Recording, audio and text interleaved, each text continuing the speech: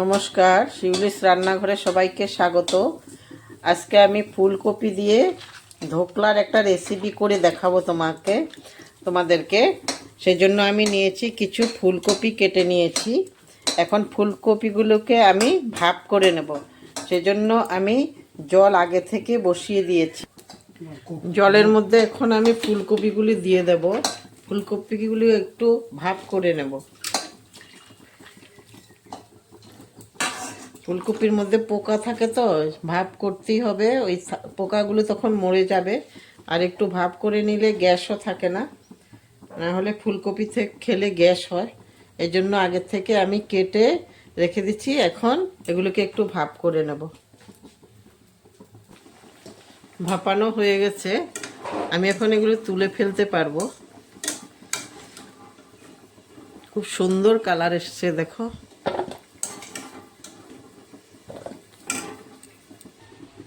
ফুলকপিগুলি এখন আমি গ্রাইন্ডারে দিয়ে পেস্ট করে নেব।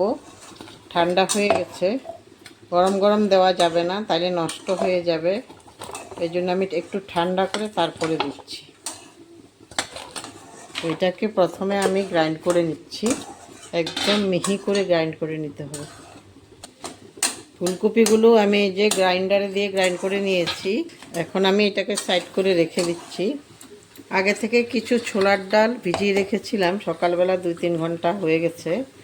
এখন এই ডালগুলোকে আমি ওই গ্রাইন্ডারে দিয়ে আবার পেস্ট করে নেব। এগুলোকে তোমরা ছোলার ডাল না দিলে তোমরা বেসনও দিতে পারো, বেসন দিয়েও হয়। ছোলার ডালগুলো আমি নিয়ে নিয়েছি। এখন আমি এটার মধ্যে দিয়ে দিচ্ছি কাঁচা লঙ্কা। কাঁচা লঙ্কায় যে 2 পিস দিচ্ছি, আর দিচ্ছি একটু আদা। এখন আমি এটাকে পেস্ট করে নেব। আবার নুন দিয়ে এগুলোকে ভালোভাবে মিশিয়ে নিচ্ছি। এখন আর এটার মধ্যে আর কিচ্ছু দেব না।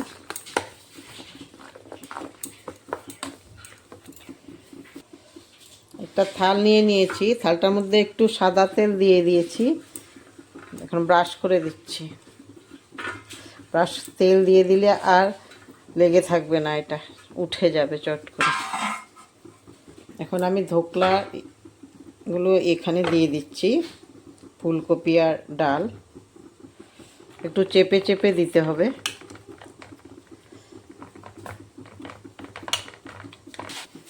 তাহলে আমি পুরো সেট করে দিয়েছি। গরম জল আমি আগে থেকে বসিয়ে রেখেছিলাম। এটার উপরে এখন একটা স্ট্যান্ড দিয়ে দিচ্ছি। স্ট্যান্ড দিয়ে তারপরে এই ধোকলার থালটা এখানে বসিয়ে দিচ্ছি।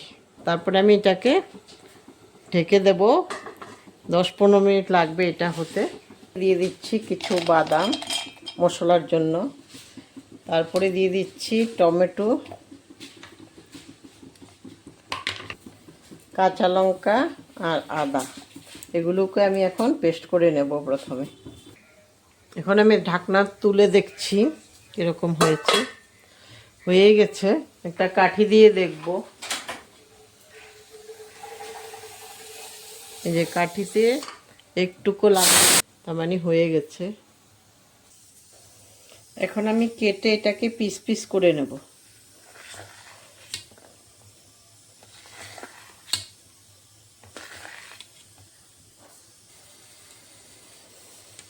তোমরা যারা আমার ইউটিউব থেকে দেখছো আমার রেসিপিগুলো, তারা যারা এখনও আমার সাবস্ক্রাইব করনি চ্যানেলটি, সাবস্ক্রাইব করে দেবে। আর পাশে থাকা বেল আইকনটা প্রেস করে দেবে, কারণ আমি ভিডিও দেওয়ার সঙ্গে সঙ্গে তোমাদের কাছে তখন নোটিফিকেশন চলে যাবে। আর যারা ফেসবুক থেকে দেখছো তারা আমার চ্যানেলটা ফলো করে দেবে। আর একটা করে লাইক আর শেয়ার করার অনুরোধ রাখছি। এখন আমার এগুলি পিস করা হয়ে গেছে। একটা তুলে দেখাচ্ছি তোমাদেরকে কীরকম হয়েছে। এই যে, আর একটু সেট হবে, আর একটু সেট হলে আর ভেঙে যাবে না। তেল গরম হয়ে গেছে। এখন আমি ধোকলাগুলো একটা একটা করে ভেজে নেব।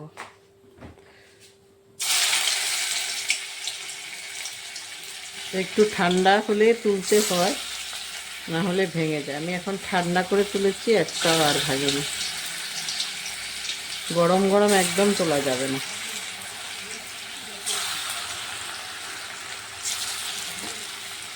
আমি গ্যাসের ফ্লেমটা মিডিয়ামে রেখে দিচ্ছি, বেশি হলে আবার পুড়ে যাবে।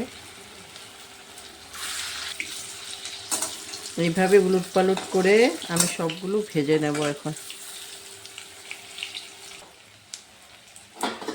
ভাজি হয়ে গেছে, আমি এখন তেল থেকে তুলে নিতে পারবো একটা একটা করে। কয়েক পিস আলুও দেব, এই জন্য আলুগুলো আগের থেকে ভেজে রেখে দিচ্ছি। আলু দিলেও ভালো লাগে। একটু হলুদ আর একটু নুন দিয়ে দিচ্ছি আলুর মধ্যে।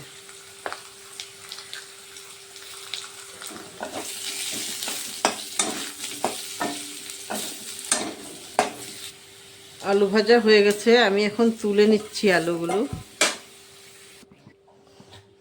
ফোড়নে আমি এখন প্রথমে একটা তেজপাতা দিয়ে দিচ্ছি, আর দেব জিরে।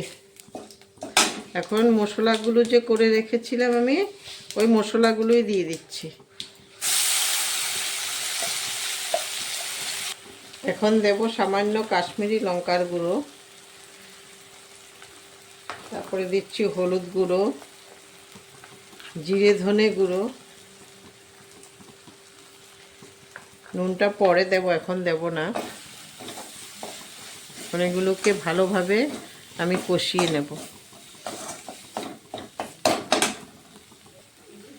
কষানো হয়ে গেছে, এখন আমি জল দিয়ে দিতে পারবো।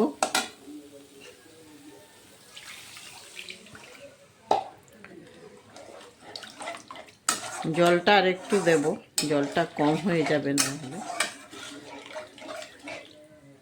নুন দিয়ে দেব এখন। নুনটা আগে আমি ধোকলাতেও দিয়েছি, এখন আমি একটু কমে দেব নুনটা, হয়ে যাবে। আলুগুলো দিয়ে দিচ্ছি এখন।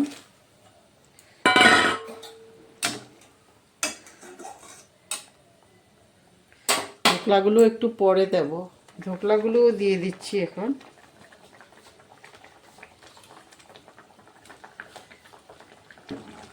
হয়ে গেছে, এখন আমি ধনেপাতা দিয়ে দিচ্ছি। ধনেপাতা দিয়ে গ্যাসের ফ্লেমটা অফ করে দিচ্ছি। এখন আমি বাটিতে নিয়ে নেব। রেডি ফুলকপির ধোকলা দিয়ে আজকের রেসিপি।